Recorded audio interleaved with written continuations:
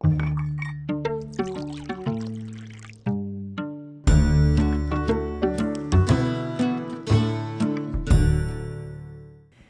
welcome you to the Priscilla R. Tyson Cultural Arts Center for our Conversations and Coffee on this 20th day of March 2025.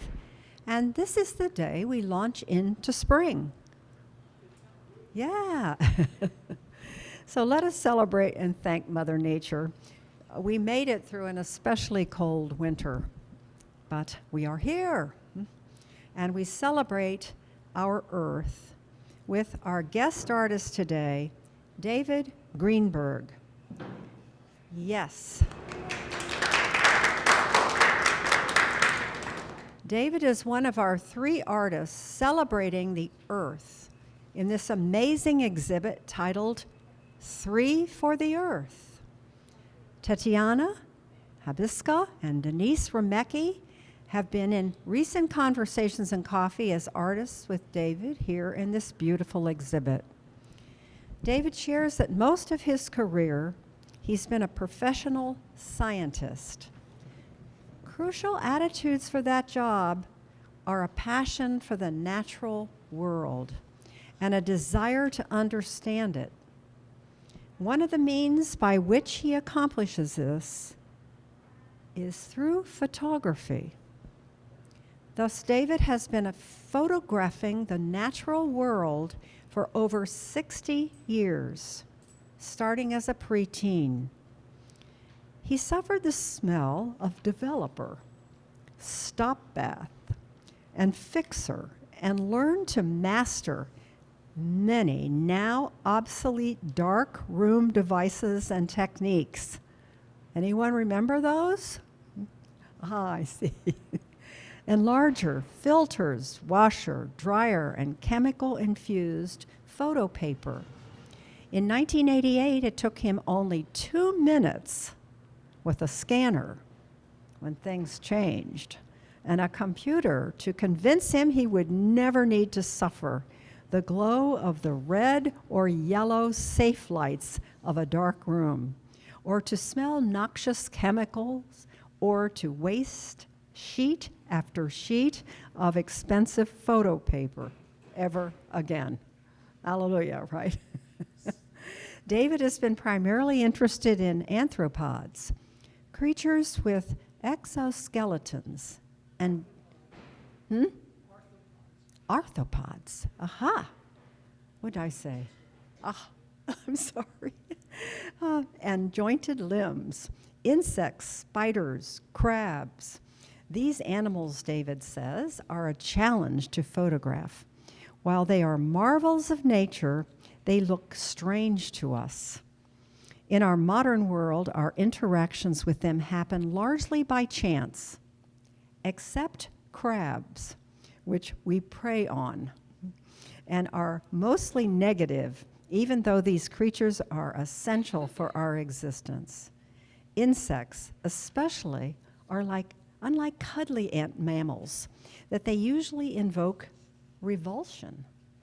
Toy stores do not sell plush cockroach dolls, a reaction David does not share.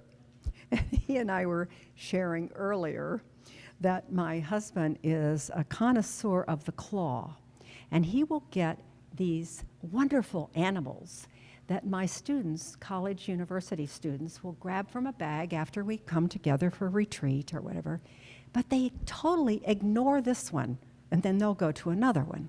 So I think that must be like the cockroach, analogous to, what's that, huh? So from a human nature point of view, you are saying, we don't want the cockroach, right? A reaction that you don't share at all, right? Because you love them all. They're all interesting. They're all interesting. Compared to other photographers, David shares that his approach to photographing insects is a little different than ignoring.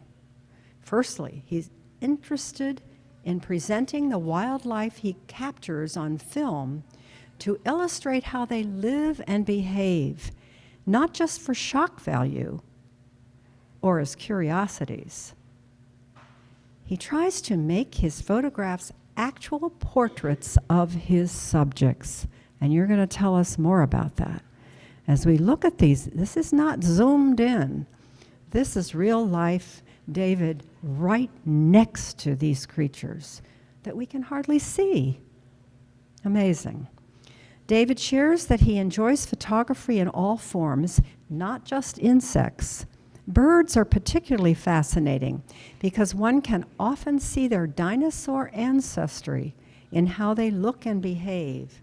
And in recent years, as concern about climate change and the increasing disappearance of many animal species has grown, David's focus now includes not only insects, spiders, and other animals, but also natural and man-made landscapes. As the natural beauty of our forests and landscapes have been changing, not always for the better, David has begun recording and highlighting landscapes and the beauty of our natural world. He now devotes efforts to recording on landscapes as well as animals, creating not just pictures, but portraits of the country and its wonders. Some of these are on display in the current exhibition.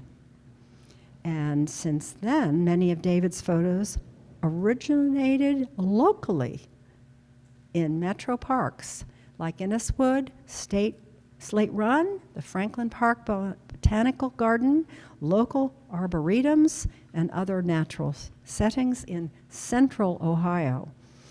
David wants to show us that the natural world is not distant. It surrounds us. It envelops us. And you call us to embrace it, bringing the natural world to us today, David. Thank you. We're delighted to have you.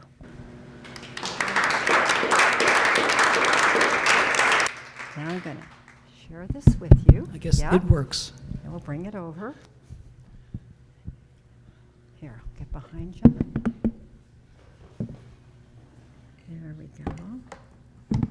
Got it? Stay. Good computer. Right. Thank you very much for that introduction, and thank you all for being here today. I want to explain that I will deal with very few of the pictures that are on display here, although some of them will appear. But my title, you may have noticed, is Do Not Trust the Camera, the Photographer, or Mother Nature. The object being saying that what you see in the camera, what you see on the final photograph, may not reflect reality. My goal in taking pictures is to try to reflect what I saw, not what the camera saw necessarily, because the camera lies, as it says, and I'll give you some examples of that. Plus, I will talk about how Mother Nature also fools you by disguising things and hiding things. And finally, I'll show you some photographs that I particularly like, that I think illustrate the notion of what this exhibition is about. That is the Earth, and displaying what's on the Earth and giving you another view of the Earth. So, let's get started. How the camera lies. What the camera sees and what your eye sees are not necessarily the same. Here's an example. This photograph was taken in Alaska, and that's the Aurora Borealis. As it happens, this was on a boat that I was sailing on, and I was sound asleep, and somebody saw the Aurora Borealis and woke up the entire boat so everybody could take pictures of it. That did not make me happy. I was sound asleep. It was not good, and I've never forgiven that person for doing that, be that as it may. You have to get, I can't illustrate this, you'll have to get the picture. The boat has two decks. There's an upper deck and there's a lower deck. On the lower deck are all these people taking pictures of the Aurora Borealis. And because I was on the upper deck, I got to look at their cameras, and they all had digital cameras, and what they were looking at, what their camera was seeing, was right out to be easy to be seen. They all looked like this. This is not what I was seeing. I was not seeing this green miasma. What I was seeing was this. This is what the aurora borealis looked like with my eyes, not with the camera. It was different. Obviously, it's bluer. It's actually more interesting. And just to confirm this morning in the New York Times is this picture. I'm sorry I couldn't incorporate this into my display, my talk just soon. But you can see that it's the same kind of green that we saw here. So I don't know what the photographers were doing. They were looking at their camera instead of looking at the thing that they were photographing. And you find this fairly frequently.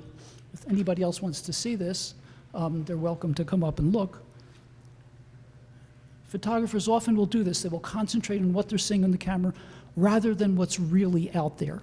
I try to focus on what's really out there. Here's another example. This is an example of how the photographers lie. This is a picture of a water strider. This is a picture I took in California, as it happens. And you can see there's water strider down there, but it's not good enough. You have to make it bigger. And so this is what it looks like. What in particular is interesting about this is you'll notice the depressions around the water strider's legs. It's sometimes called the Jesus bug because it walks on water. It eats insects, other insects, and it's covered with little hairs that are water repellent. That's what enables it to do this. But the thing that it's walking on, the thing that really keeps it up, is surface tension. So, if you'll forgive me, I'll give a brief disquisition into what surface tension is. Here you can see how the water is actually deformed, and the light that flows around it is actually treated as it looks like a lens. It darkens where the feet are as reflected in the shadow. But let me talk about why water striders do not sink. How many of you, and you'll forgive me if this gives away your age, remember the Mickey Mouse Club? Yeah, everybody who's over the age of about 50, right? Okay. So, do you remember this? The Mickey Mouse Club hat? Looks familiar? This is the shape of a water molecule. That's why I'm showing you this. This is the actual this is how it actually looks. In the middle is a big oxygen, a huge chemical, and on the sides are the little hydrogens. But because of the structure of these things, because of what is called a hydrogen bond, the oxygen is slightly negative and the hydrogens are positive. So the positives and the negatives attract, and you get this kind of situation where the oxygen sticks to the hydrogen of other water molecules. Very incestuous. But the result of this is that these things sticking together are strong enough, they create enough of a solid type surface for the water strider to walk on. So that's why the water strider can actually exist. Plus it has the water resistant, water repellent hairs on its feet and all over its body. So that's one of the wonderful things that nature does. It creates these things through evolution to occupy each and every niche that's around us, so that all the creatures with their varying forms can survive and thrive and reproduce, which is how we all got here through 2 million years. Okay, now I've told you about the camera lying and the photographer lying. How does Mother Nature do for lying? If you look at this, what is the immediately thing you see? Hopefully you see a lizard, right? Has an eye and has a mouth and looks quite hungry. However, this is not a lizard. This is a moth. You see the moth's body, the moth's legs, and those are the moth's wings, which when folded up, produce something that looks like a lizard, thus scaring off anything that might eat the moth, because it sees the lizard, who is going to be a lot hungrier for other insects or who knows what. So this is how Mother Nature can lie to you also. Find the fish. Do you see the fish? See how cleverly if this were actually the right density of light, you wouldn't be able to see the fish at all. But anyway, this is another way that Mother Nature can fool you into hiding the things that want to live and develop coloration, again through evolution, so that they blend into their background so that predators cannot find them. I found this one particularly interesting. A bit of trash wandering around on its own. Or is it? Okay, let's see if I can get this started.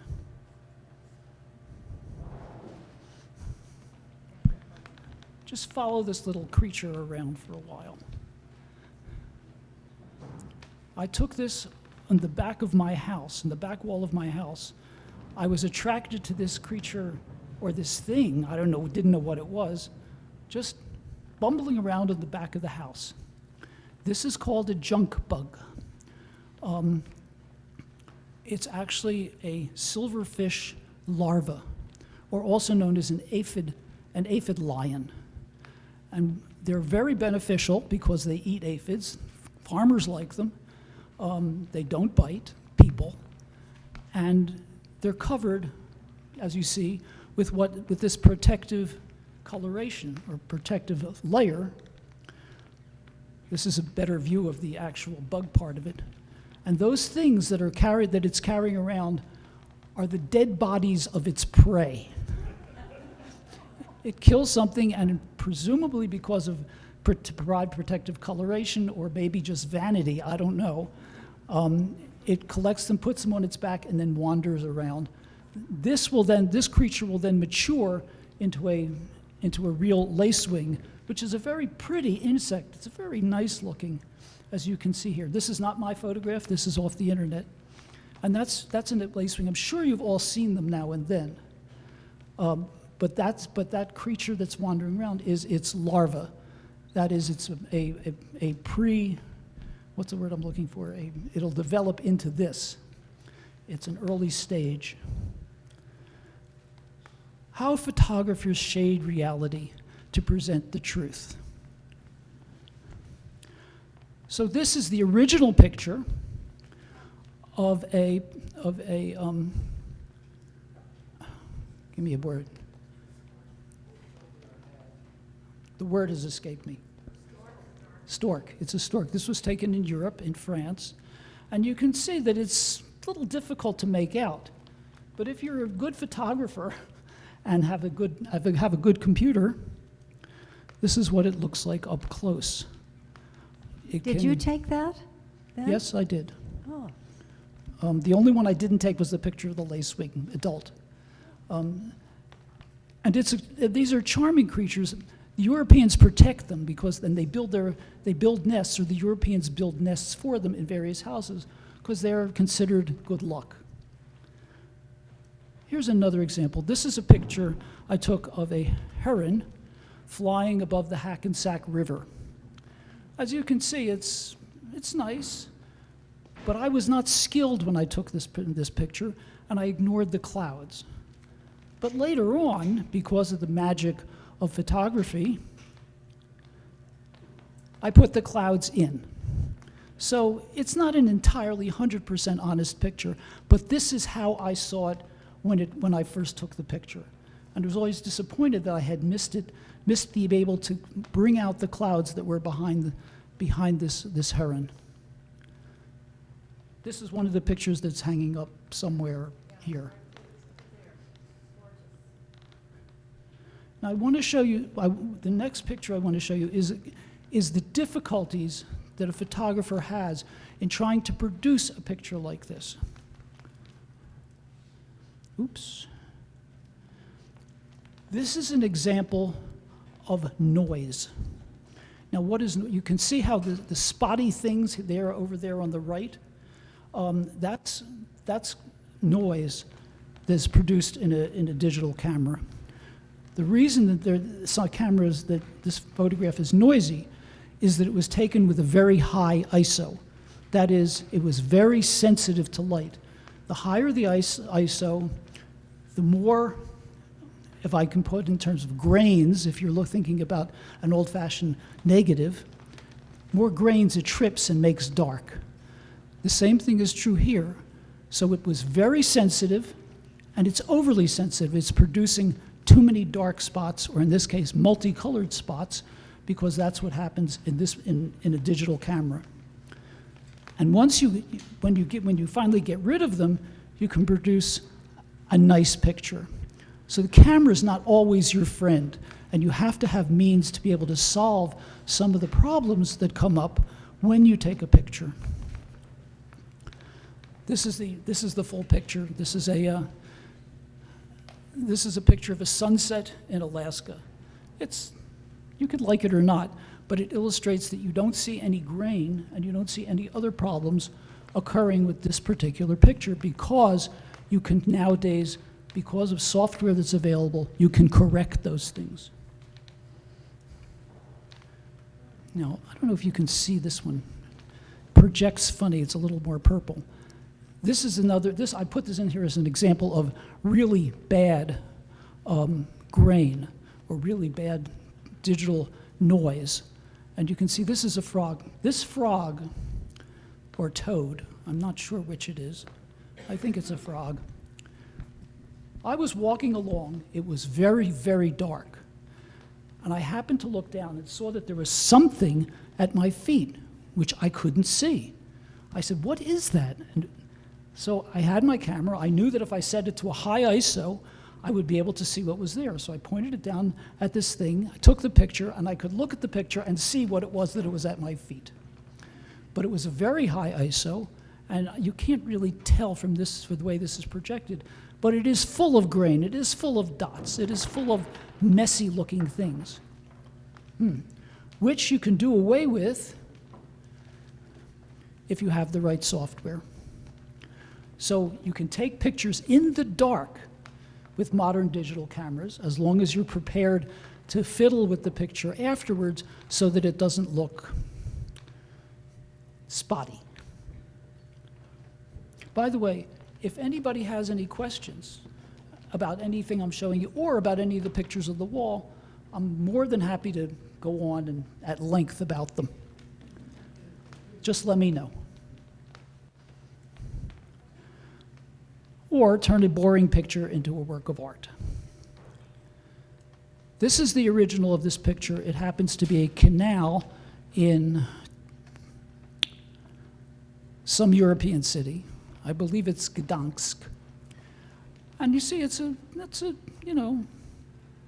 ordinary picture, an ordinary canal. But if you want to turn it into what I saw when I saw this, you have to do something with it. You have to get rid of some of the stuff, and you have to emphasize other things. So with enough work, you can turn it into this. I did not add anything to this picture. Those colors you see, and like I said, it's a little bit over bright on this particular screen. Those colors were there, but not brought out. You couldn't see them with your eye by itself. I had to use the computer to emphasize things besides the ordinary stuff you just see.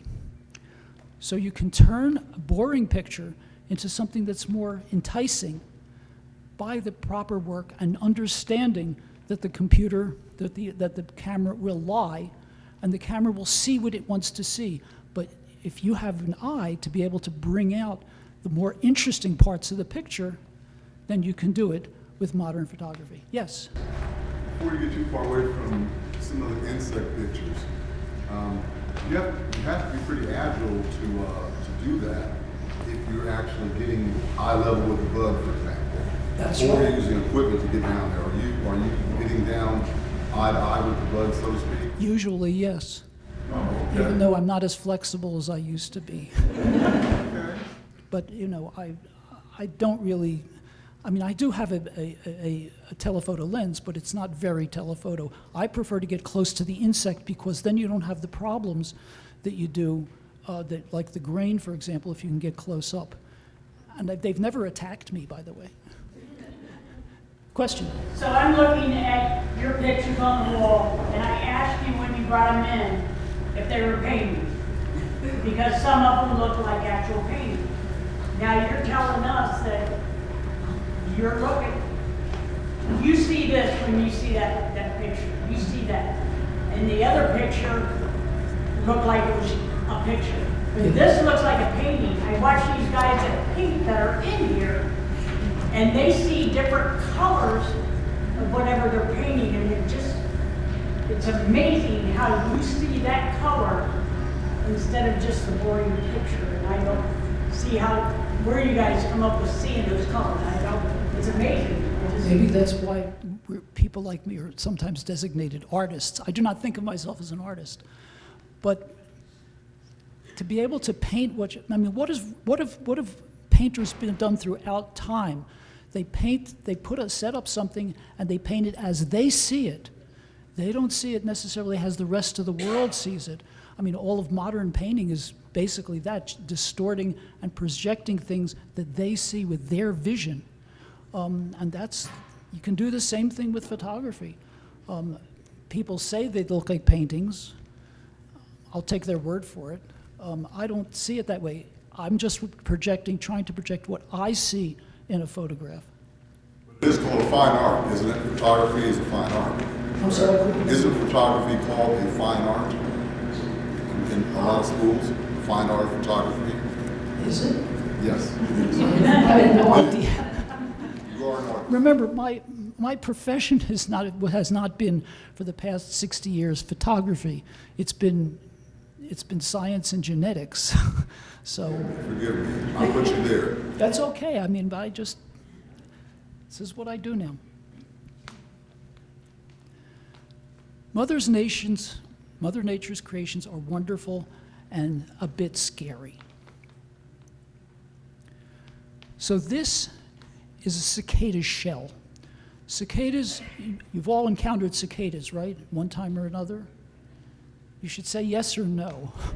Good, okay. So you know what cicadas are. So this is a cicada nymph shell. Cicadas are, when they mate, the females lay their eggs in the ground, and the cicadas are then underground for the next 13 or 17 years, or 16 years, or 13. There are a number of years. They live underground, sucking plant roots and getting bigger. And then, when it's time for them to emerge, they crawl up, as you've all seen sometime or another, they crawl up out of the ground. They shed their shells, which is what this is. This is an empty cicada shell. This is how it looked underground for all those years. And they come out and are something else. This is a cicada emerging from its shell. It's pretty scary, I think you'll admit. It's not something you'd like to cuddle with at night. But Are you right there? I'm about 2 feet away from it. I mean, it's not going to eat me. Cicadas don't bite. They don't even really have any mouth parts. They're just reproductive machines. All they do is they come out, they fly, they mate, and they die. And so this is what they look like when they come out of that shell, which looks scary, I think you'll admit. It's not the kind of thing you want to encounter late night in an alley. But in fact, they're relatively harmless. What parents will do for their children. This is an Arctic tern. This is one illustration of how birds really did develop from dinosaurs. And you sometimes see the dinosaur-like behavior in these creatures. So this is a very pretty bird. They're all over the Arctic. They're very aggressive. Here's 2 Arctic terns attacking a sheep. Now this, you've got to admit, takes a lot of chutzpah to attack a creature that's much, much bigger than you are. They may already know that this sheep is not going to do anything to them, and they're not going to do anything to the sheep. So why are they doing this? We'll get to that. The terns will also attack people, and they're much easier to attack than sheep, as a matter of fact, since sheep have a lot of hair, a lot of fur, and they can't get through it, and tough skins. Humans are not quite like that. But you see these people who are walking along this road with terns all around them are holding up these sticks. Those sticks are to keep the terns from attacking them. So if you ever find yourself in a place where there are Arctic terns, I suggest that you get a stick and make sure that they don't come down on you. So why are the terns doing this? What do they get out of it? What does it do for them? That's why the terns are attacking the sheep and the people. This is a young Arctic tern, apparently wandered away from its nest while its parents are out there attacking sheep and people. You gotta admit, it's a cute little bird, right? Did you have your stick ready when you took the picture? Yeah, that's what I was. I'm sorry, what? Did you have your stick ready when you took that picture? No, as a matter of fact, I didn't carry the stick. I was counting on everybody else to protect me, sort of like group immunity. This is another scary-looking bird, and it should be this. This creature, and I call it that. It's a frigate bird, and you may know that a frigate is a ship. It's a warship. It's fast. It's maneuverable, as these creatures are, and it's generally a pirate or something that's some aggressive ship. And that's why these frigate birds are called frigate birds, because they are aggressive. This one is a male, which you can tell by the blotch of red below its beak, which they inflate when in the mating season. I'll show you a picture of that in a minute. But what's interesting about these frigate birds is they are pirates. They attack other birds to take the food away from them. They will attack a bird in the air until the bird vomits up its last meal, and then the frigate bird will go and eat that last meal while they're flying. So you don't necessarily, if you're a bird, you want to stay away from frigate birds. They're very big. The wingspan can be 7 feet. They spend their time in the air, looking down at the ocean, trying to find other birds that they can attack. And they're magnificent looking, although, as you can see from this one, they're very scary looking. This is a male frigate bird. You can see its pouch is expanded because it's apparently during the mating season, and it's hoping to attract a female. Let's see if I can do this. This is a female frigate bird feeding its young. It goes and gets a meal, comes back to the nest, and then opens its mouth where its chick sticks its beak down the mother's throat and pulls out what's in its stomach for its nourishment. So this is one of example of Mother Nature's perhaps less sanitary notions of feeding its young. But this is something How that... far away are you from them? What? As you film this, how far away are you? Oh, 10 feet. Oh, that's a marvel. This was in the Galapagos, where these creatures are all over. And the animals in the Galapagos don't know from people. People are just another animal that doesn't bother them, and they pretty much ignore most humans. And it's very easy to get very close to the animals. In fact, during this trip to the Galapagos, the problem was to stay away from the animals, because in one particular instance, there was a baby seal, or a baby sea lion, I guess it was, who was very interested in one of our members of our party and kept trying to follow her. But since we were warned to stay at least 6 feet away from the animal, she kept backing up, and the baby seal kept trying to follow her. It was very amusing. Finally, she was backed up against a tree, and there was nowhere else to go, so the baby seal came and sniffed around, and then she ran away. So the Galapagos is a great place to look for animals and look at animals and see their behavior. It's really a wonderful place. Unfortunately, getting overrun by people is my understanding. Didn't I just see this? You can watch it again. Is that your favorite place to go to do photography, or do you have another The places I go to the most are the metro parks. I would often go there to take pictures of insects because one of the things that has happened recently, this in the past year or year or two, is that the insects that are in my neighborhood in Bexley have disappeared. There are very few insects nowadays.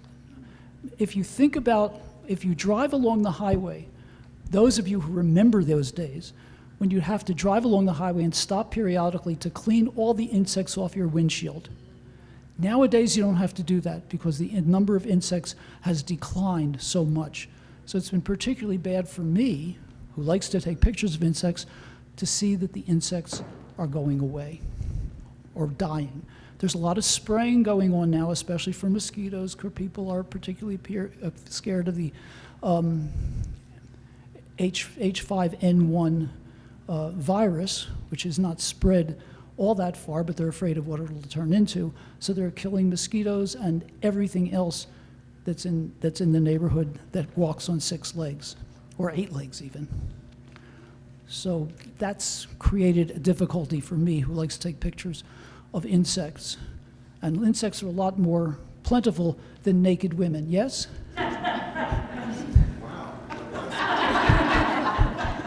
Let that So- sink in. Okay.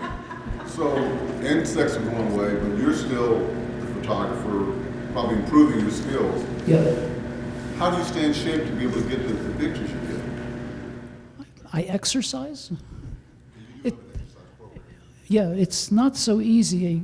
Even if you exercise, as it happens, you still get old. Just one of those things. Let's see if I can get the next one here. All right, yeah, come on. Go to the next picture. This is a male giant water bug. And those bumps on its back are the eggs that it carries. The female lays the eggs on the back of the male, and the male tends the eggs until they hatch. This is a reversal of the usual, what people think is the usual way of who takes care of the children. In this case, it's the male that takes care of the children. These giant water bugs, by the way, are very interesting creatures. Some places they're caught as food in the East. I've seen pictures of them for sale in bazaars where people will eat them, and it's hard to imagine for me. Eating insects is not kosher, so it's very bad. Anyway, but there are a few insects that will also, or a few other creatures, where the male takes care of the young. This is one of them. The seahorse, there's a pouch on the front of the seahorse's abdomen, I guess you can call it an abdomen, where the female will deposit her eggs. They will mix with the sperm that the male throws into this pouch, and then the young will develop and eventually hatch and fly out of the male's pouch to become more new seahorses. And again, so this is another one of those occasions where the male is responsible for seeing that the young develop and for protecting them later on. Also, there are some spiders are the same way, and snakes that will also protect their young this way. I think there's a variety of crocodile where when the eggs hatch, the males will protect the young by storing them in its mouth. Crocodile's mouth is not necessarily something you would like to think of as a place to live, but there you have it. This is another particularly interesting seahorse, which looks like a piece of a plant, but it's good. Again, it's good camouflage.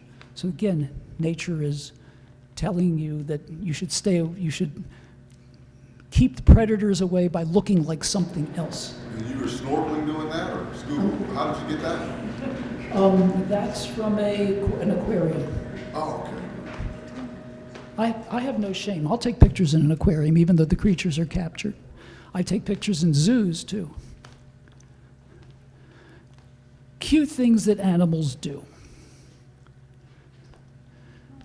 This is called a hummingbird moth. There's a picture over there. I don't know if you want to get closer. The first time I ran into one of these things was, in fact, in Europe, when I was standing there and suddenly this creature flew by my ear, and I saw it, and I said, "Oh, that's a hummingbird." Except it's not a hummingbird, it's a moth that acts like a moth. I mean, they're fuzzy. You want to pet them. They're so cute, and they behave in interesting ways.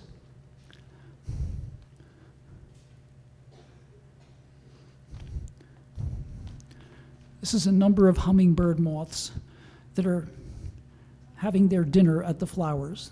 Like butterflies, they have this long proboscis that they stick into the flowers to suck out the nectar. They move very quickly, obviously, and I always found them very fascinating. I don't think there are any around here. They tend to be, are there?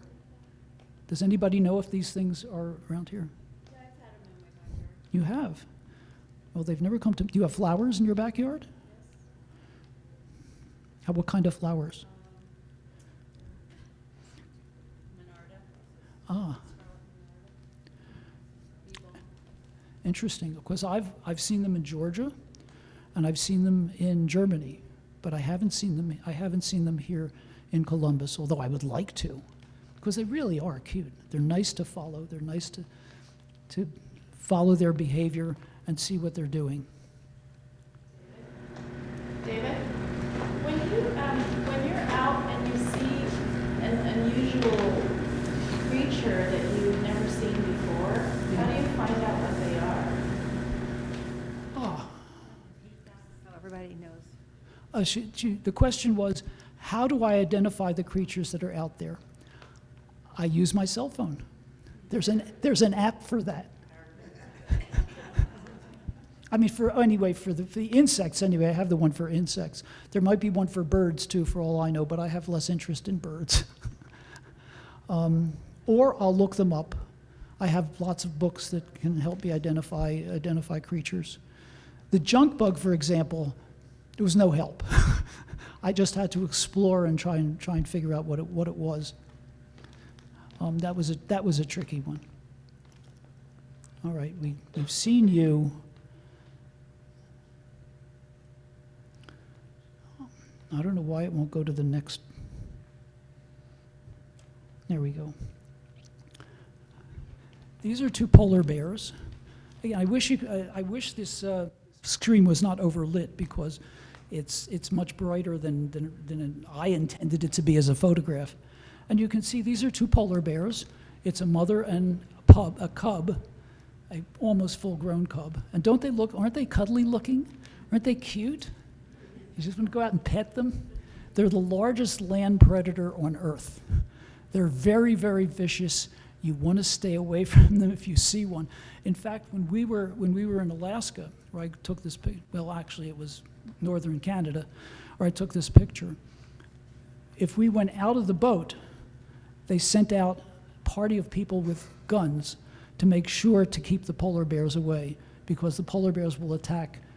And obviously, polar bears living in this environment, it's very difficult for them to find food. Usually the seals or some other sea creatures is what they eat. Seals, otters, whatever there is.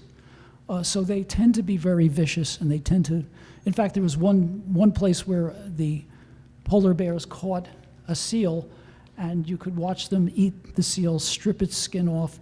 It's quite gruesome.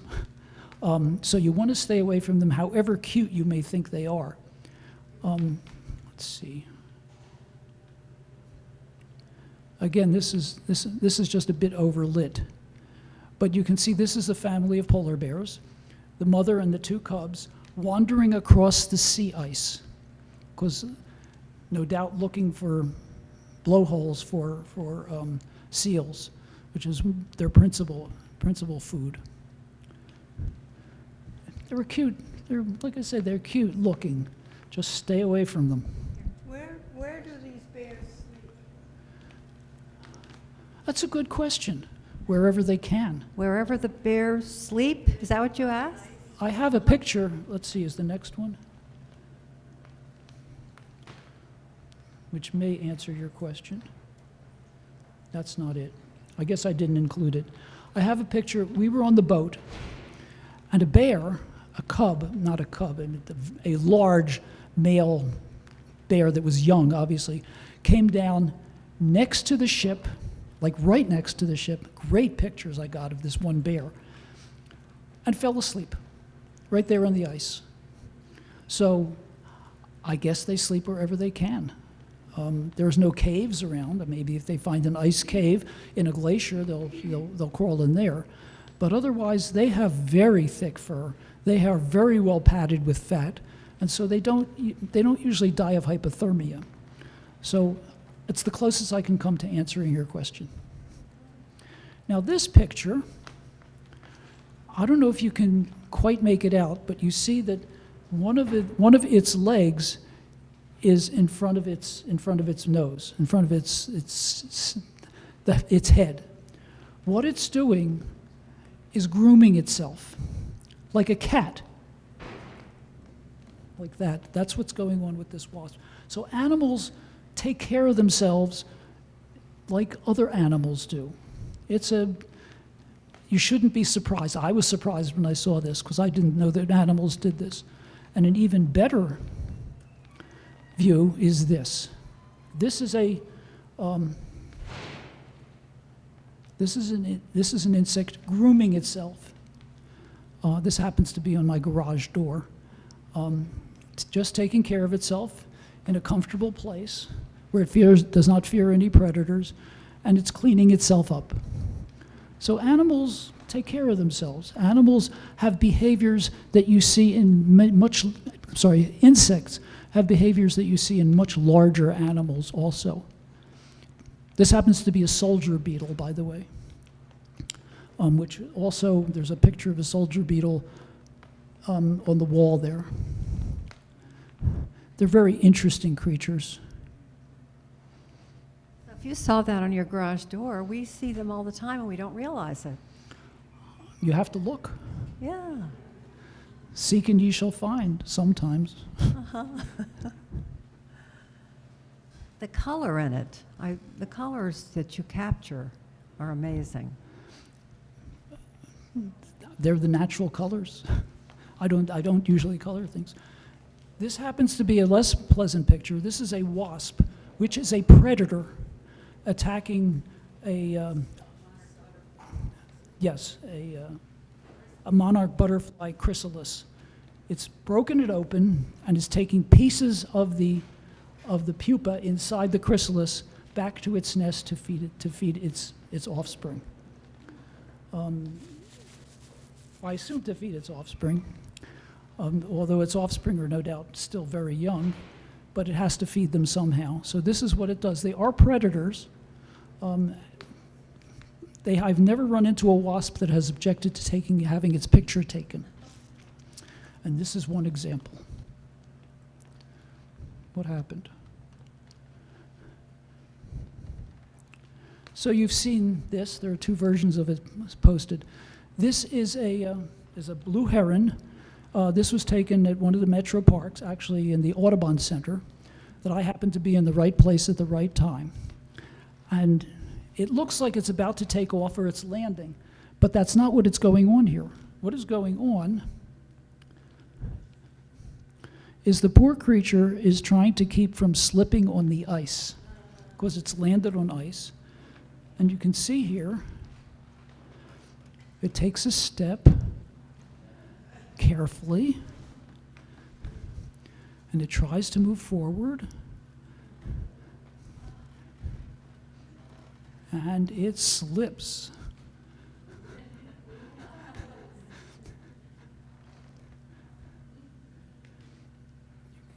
You can see it's slipping on the ice.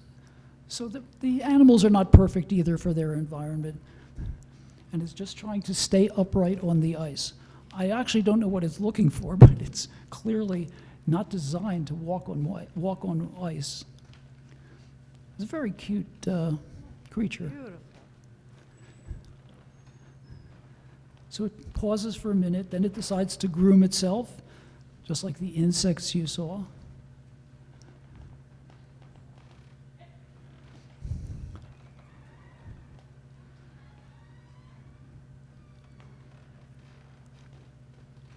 Grooming behavior is a calming activity for most of these creatures.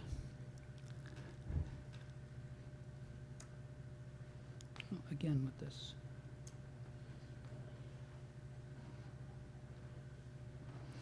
And sometimes creatures really are cute. These are puffins. Puffins are really adorable little creatures. I mean, they look like they're already stuffed animals. And they have this wonderful coloring on their beaks, which appears during mating season and presumably becomes attractive. And puffins occupy the same niche in the northern hemisphere that penguins do in the southern hemisphere.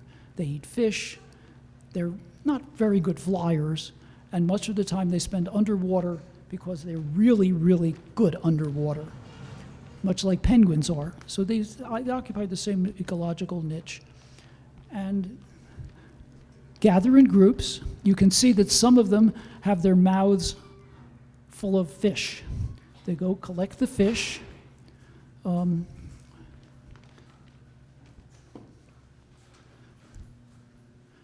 here, this one has a mouthful of fish. This one, which they are taking back, which they presumably are taking back to their young in the nest.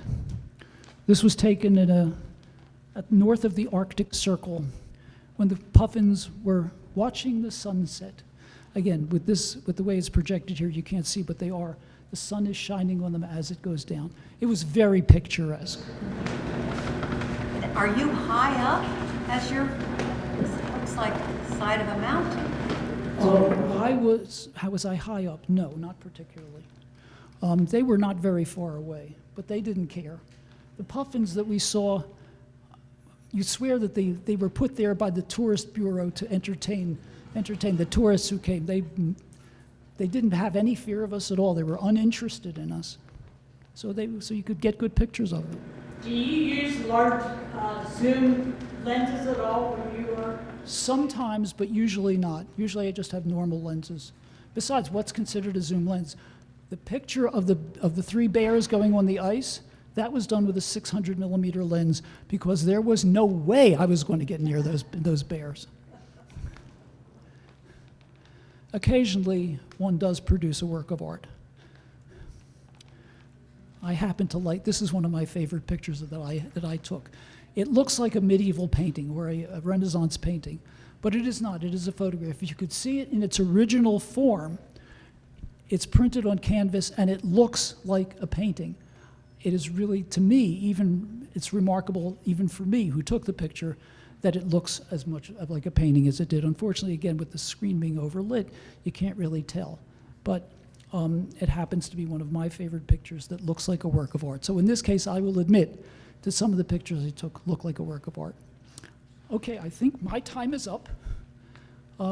So if you have any questions, now's the time to ask them. What city is that, David? I'm sorry? What city is that? The meeting of the Main and the is it the Rhine or the Danube, I think. Yeah. What camera do you use? Not just a telephone. Oh God, no! I do not take pictures with my cell phone because it distorts things too much. Because they have software built into it to make so that people will like the result, but I don't like the result because they do too much processing of the picture that I have taken. So I never use a cell phone unless I have no other camera around. Oh, I do use an SLR, or digital SLR, and right now I'm using a Sony. Many of the pictures you saw were taken with a Canon DR5. Yeah. My question has to do with of the animals that are pictured.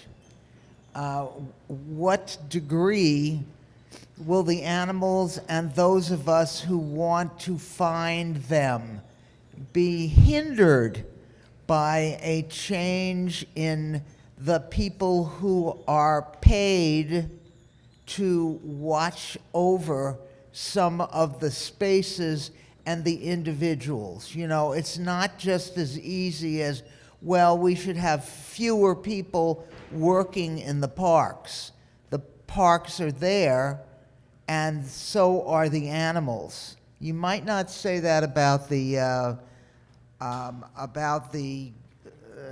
insects, but you might. And I have said that about the insects, that they're dying because we're not taking care of them. And there's nothing I can say about, you're right, that there is scary stuff that's happening in this country anyway. They're much more aware and have a much longer tradition of taking care of nature in Europe, where I have taken some of the pictures. Any other questions? Yeah. Yeah, a couple of the ones that do look like paintings. How did that process, how does that happen, or what is that a result of?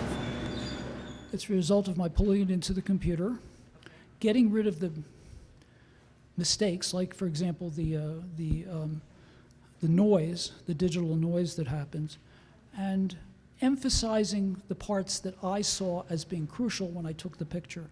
I have to have a good enough memory to remember what I saw, but that's what it is. So, for example, not an example that you saw here, but one of the ones that's over there, the Harvest Man, which I don't see right. Oh, yeah, the Harvest Man there in the second row. I needed to do a fair amount to make that look like it does, because the Harvestman itself, and especially the parasites that cling to its legs, needed extra help in shining through, as it were. So it's a question of, I want it to look like I saw it, and so I do what I need to do to make it do that. I think my time is up. Thank you very much, Greenberg, people. thank you for bringing your science as a geneticist to photography and bringing all these beautiful creatures to us today. It's all the result of evolution and genetics. Oh, it's amazing, amazing. It is. And Susan, wife of David. She's Such the a one that woke me up on companion. She's the one that woke me up on the ship to watch the aurora I borealis. was going to say, you by his side doing all this wonderful photography. 2 weeks from today, April 3rd, we have an artist, Melanie Cornelius, who's a watercolor artist. So be with us, third floor in the audiovisual room. All right? Thank you. Thank you for being here and celebrating 3 for the Earth. And David is one of them, for sure.